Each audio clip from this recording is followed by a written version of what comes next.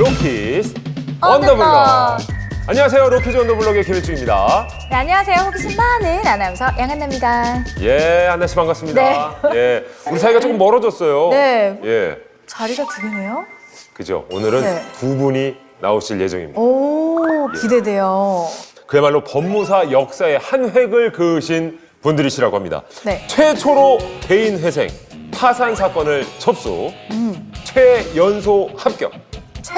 최연소. 예, 그야말로 뭐든지 최초로 해내시는 두 분을 모셔보도록 하겠습니다. 바로 소개해드리죠. 이근재 법무사님 그리고 서선진 법무사님 나와주세요. 어서 오세요. 와, 우리 스튜디오에도 또 여성 게스트가 그러게요. 네. 자리 이제 해주시고. 정말 두 분 반갑습니다. 각자 본인 소개를 좀 직접 해주시겠어요? 저는 22년 차 이근재 법무사입니다. 네, 안녕하세요. 저는 20년 차 법무사 서선진입니다. 예, 반갑습니다. 다시 한번 환영합니다. 네, 두 분 뭐 이제 최연소다, 최초다 이런 타이틀 계속 소개해드렸는데 네. 두 분 또 뭐 거의 최초의 법무사 부부 뭐 이런 건 아니시죠? 아, 절대 아닙니다. 부부라고 하니까 갑자기 이렇게 하시는데. 절대 아닙니다. 예. 아닌 거죠? 20년을 함께 하다 보니 부부의 케미가 그렇게 오해하시는 분들도 꽤 되세요. 네, 알겠습니다. 자, 근데 우리 또 특히나 여기 계시는 서선진 법무사님께서 보통 법무사님이 아니십니다. 20년 전 최연소 합격 타이틀을 거머쥐신 분이에요. 그럼 몇 살에 따신 거예요? 23살에. 당시 이제 23살에 네, 당시. 최연소 와. 나이로. 아니, 23살에 법무사 돼야지라고 생각하기도 힘든데 시험을 합격을 하신 거네요. 아무것도 모르니까는 그냥 했던 것 같아요. 근데 이 타이틀이 지금까지 좀 유지가 되고 있는 건가요? 23살 최연소? 최연소가 제가 알기로 19세 최연소가 있는 걸로 알고 있어요. 그래서 요 근래 들어서는 예. 와, 점점 낮아지고. 네. 진짜 하지만 당시의 최연소 타이틀 네. 23세. 알겠습니다. 그리고 또 옆에 계속 이제 근엄하게 계시는 우리 이근재 법무사님께서는 네. 목소리 잠깐 아까 들어봤는데 네. 발성이 좋으시더라고요. 오. 예. 실제로 아나운서 선배님이라고 해도 뭐 과언이 아닐 정도. 별 말씀을요. 이거 봐봐. 와. 음성 좋으시죠? 네. 법무사 어깨에 한석규시네요. 한석규? 음성이 좋으니까. 네. 하지만 역시 독특한 이력을 또 갖고 계십니다. 밴드 활동을 하시네요. 가수세요? 네, 밴드 활동. 보컬이십니까? 뭐 다 하죠. 우리 이제 보컬 같은 경우에는 예. 이것저것 다 하죠. 그러면은 기타도 치신다고 하시니까 기타 연주와 더불어서 목소리도 살짝 한번 들어보도록 하겠습니다. 제가 기타를 준비했습니다. 네, 들으시면 힘드실 네네. 살짝 한 소절 싫어하실까 봐. 보여주세요.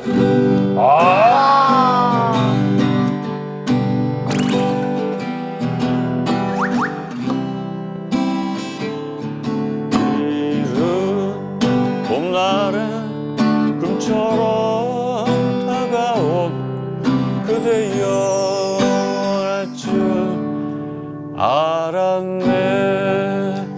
이 정도 하겠습니다. 와. 너무 아쉬울 정도로 짧게 해주셨어요.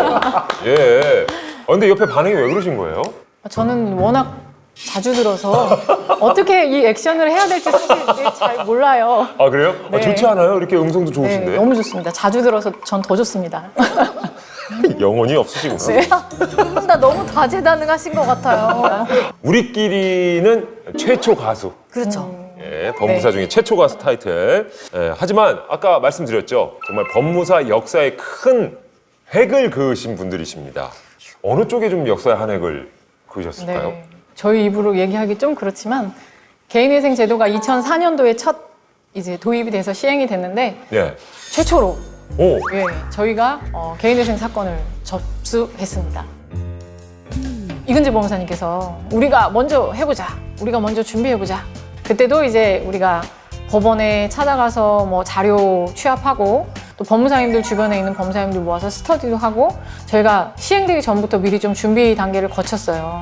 사회적으로 필요한 제도였고요. 그리고 재정적인 부분 이런 걸로 고민하는 분들이 그런 분들이 주위에 너무 많아서 그분들 도와드려야 되겠다는 생각도 기본적으로 있었어요.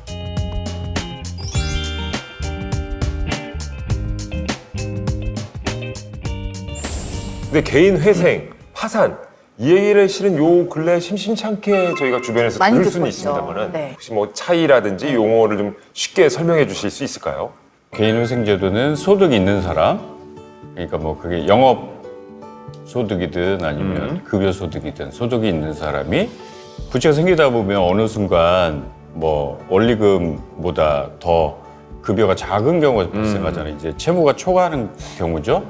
이럴 때 그 생계비를 제외하고 그 나머지 남은 채무는 탕감해주는, 면책해주는 그런 제도거든요. 예. 네, 굉장히 좋은 제도죠. 그러네요, 네. 정말. 네. 어떻게 보면 또 다른 기회를 좀 줄 수 있는.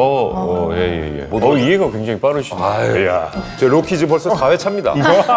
예, 법무사님들과 벌써 함께한 시간이 몇 시간인데요. 예, 어떻게 보면 주저앉을 수 있는 그런 좀 어려운 시기에 좀 손을 내밀어 줄 수 있는 그런 제도네요. 그럼 이제 입에 담기도 무시무시한 파산. 이건 실은 뭐 예전에 그죠 회사 부도 났네, 뭐 파산 당했네. 요건 또 어떻게 좀 다릅니까, 용어가? 네, 파산 제도는 제가 설명드려보면 소득 활동을 함에도 불구하고 일단은 생계라는 부분이 우리가 최우선으로 이 비용을 써야 될 부분이거든요. 네네. 근데 어떤 분들은 그 비용을 써도 생계조차 유지하기가 힘든 분들이 꽤 돼요. 맞아요. 네, 그러다 보니 그런 분들에게는 채무를 변제할 자기 소득의 재원이 나오지 않는다라는 측면에서 파산이라는 절차를 통해서 최종적인 목표는 면책, 채무를 탕감해주는. 면책되면 좋긴 한데 네. 신용카드 이런 거 못 만들지 않나요? 그렇게 이제 오해를 하시고 이제 그 문의를 주시는 분들이 굉장히 많은데 신용카드를 못 만드는 문제는 우리가 회생이나 파산을 했다고 해서 신용카드를 못 만드는 것이 아니고 이미 사실은 우리의 신용도라는 카드를 만들기 위한 신용도라는 부분에 일단은 문제가 생긴 거예요.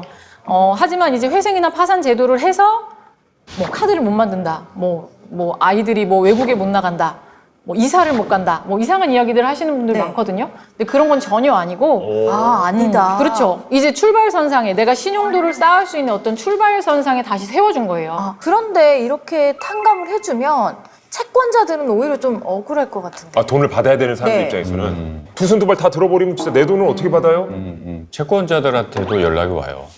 그럴 수 있겠어요. 야, 이 사람 과거에 불량한데 이게 그 탕감되면 되냐?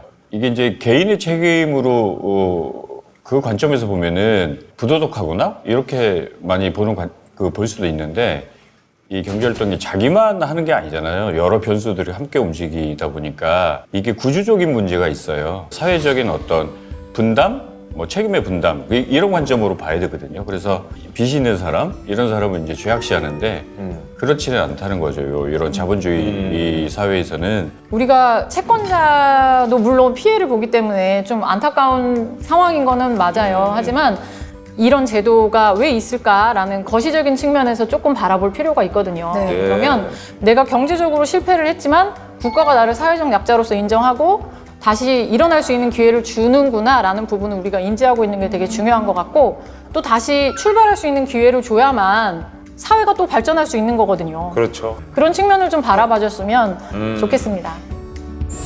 누군가와 상담이 필요하다라고 하면 주변에 있는 법무사님을 찾아가시면 언제나 친구가 되어드릴 수 있다라는 것을 꼭 믿어주시고 많이 법무사 사랑해주시면 좋겠습니다.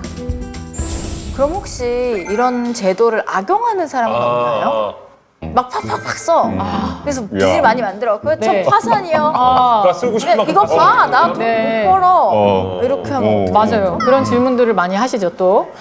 망하기 위한 목표를 가지고 사는 사람은 아마 주변에 있을까요? 없죠. 망하기 위한 목표를 가지고 다들 잘 사는 되기 사람들. 위해서 노력하는 건데. 그렇죠. 누구든 정말 계획적으로 내가 이 돈을 풍청망청 써보고 그 다음에 면책받자 쉬운 계획이 아니고요. 예. 그 다음에 만약에 그런 계획을 정말 내가 철두철미하게 짜서 뭐 면책을 신청했다. 네. 라고 하더라도 법원이 그렇게 허술하지 않습니다. 법원이 이 사람의 그동안의 삶을 한 5년에서 길게는 10년도 파헤치기도 하고요. 정말 하려면 10년 계획이 필요한 거네요. 그럼요. 평생 계획을 해야 될 수도 있습니다. 그 계획 짤 시간에 그럼요. 정말 계획을 짜겠어. 맞습니다. 열심히 사시는 게 맞는 거죠. 이렇게 확실히 개인 회생 또 파산 분야에 대해서 많은 분들을 또 만나시다 보면은 특별히 좀 기억에 남는 분들도 있으실 것 같아요. 어떠십니까? 기억에 남는 걸 얘기하자면 되게 젊은 분이고 그런데도 불구하고 네. 학대를 가정에서 이제 학대를 어렸을 때부터 가정으로부터 계속 학대가 있다 보니까 굉장히 어린 나이에 이제 집을 가출을 하셨어요.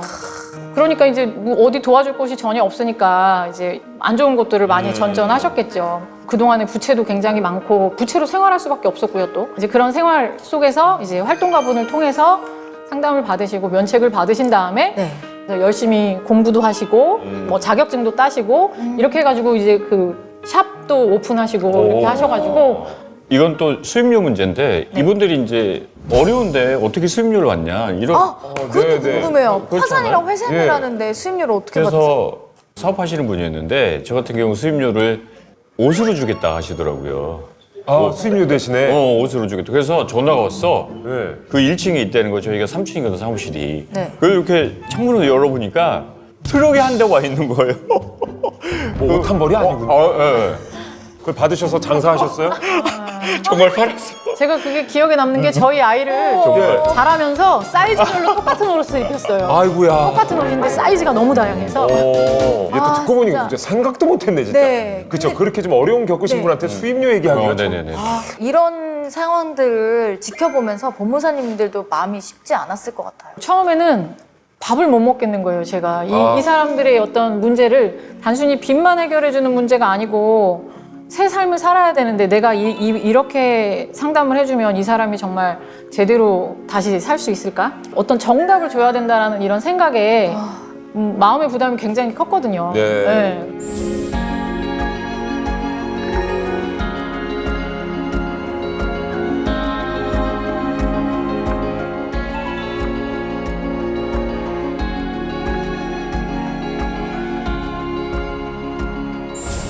혹시 우리 또 한나 씨 항상 또 궁금증 네. 많으시기 때문에 뭐든지 물어봐. 빠밤. 자신만의 코너로 아예 만들었어요. 네. 제가 또 아까 궁금한 게 있었는데 또 실패를 했어. 아. 그럼 또 회생과 파산을 해주는지. 오. 우리가 한 번 망한다는 보장이 있나요? 그러니까 제가 그게 그렇죠. 걱정이에요. 우리가 살면서 네. 실패를 한 번만 네. 한다는 보장도 그러니까 없는 거지. 파산의 경우엔 7년, 오. 7년이라는 기간이 지나야 하고 예. 개인회생의 경우에는 5년이라는 기간이 지나면 다시 파산 면책을 받을 수 있는 기회가 주어지게 되고 그렇게 이제 반복되는 파산 면책에 대해서는 조금 더 심사가 강화되어 아무래도. 있다라고 생각하시면 돼요. 쉽지 않다. 절대로 또 법원이 허술하다라고 생각하시면 안 됩니다. 그렇죠. 악용할 생각은 뭐 아예 일절도 하지 네, 마세요. 네. 알겠습니다. 자, 그러면은 우리 또 워낙에 개인 회생 또 파산 두 분이 또 담당을 또 오랜 동안 해오셨으니까 네. 고려하시고 고민하시는 분들을 위해서 좀 네. 해주고 싶은 말씀이 있으시다면요. 일단은 빚을 지게 되면은 그 자기가 죄인이라는 생각을 하고 인생 실패자라는 생각을 많이 하게 되거든요. 근데 이런 재정적인 부분은 일시적으로 실패할 수 있지 영원히 실패할 수는 없거든요. 그럴 때 이제 누구한테 얘기하기 어렵지 않습니까? 그래도 털어놓고 그 문제를 해결할 수 있는 제도와 방법이 있으니까 그 용기 잃지 말고 문의해 보시는 거 매우 중요하다고 생각합니다. 특히나 우리 저 이근재 법무사님 찾아가면은 심적 위로도 해줘. 기타도 쳐주고 네. 노래도 불러주고. 안 해주시겠어요? 우리 밴드부 출신이신데. 정말 해주십니다. 그래요? 네, 네. 많이 해주시나 봐요 여기. 네, 정말 해주세요. 저 옆에서 일하고 있으면 저쪽에선 기타 치고 노래 불러주고 계세요. 근데 그것도 필요할 때가 있단 말이죠. 너무 좋은데요? 네. 울적할 때는. 맞아요.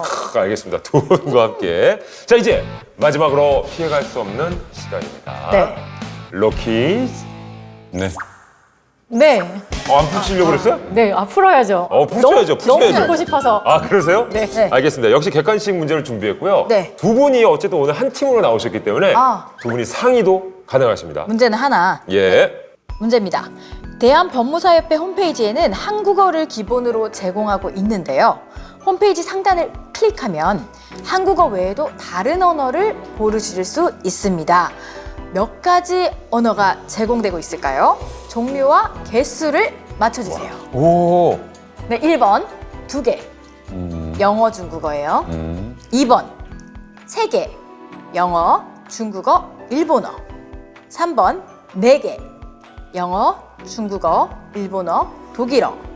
4번 5개, 영어, 중국어, 일본어, 독일어, 스페인어. 오. 자, 과연 홈페이지에 상의를 해야 될까요? 아, 네, 아니, 상의를 하셔야죠. 상의하시면 됩니다. 네. 뭘? 상의 뭐지? 모르겠네. 세 개? 자, 3개로 두 분이 합의를 하신 거예요? 네네네. 네. 어떻게죠? 중국어, 일본어, 영어. 자, 정답은 네. 3개 맞습니다. 네. 자, 자, 한국어 외에도 진짜 아까 말씀하신 대로 영어, 일본어, 중국어를 지원한다고 하네요. 네네. 네, 축하드립니다. 네, 감사합니다. 네. 네네네. 네. 아, 역시 앞에 이렇게 딱 보여주시고 한번 네. 여기 같이 손 대셔야 돼. 아예 이렇게 혼자 기념사요. 아, 그래도 네. 이대로 보내드리기 아쉬우니까 법무사로 삼행시를 짓는 거예요. 한 분이 엄청 잘하실 거예요. 그래요? 아, 오, 여기 시인이 계시구나. 자, 오늘 띄워드리겠습니다. 법대로 무사하고 무탈하게 사. 사람과 사람 사이에 법무사가 있습니다.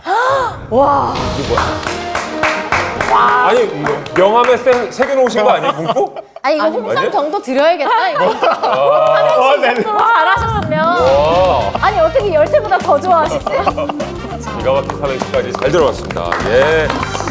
자, 오늘 정말 법무사 역사의 한 획을 그으신 우리 두 분과 함께한 즐거운 시간이었습니다. 출생에서 상속까지 생활법률 전문가.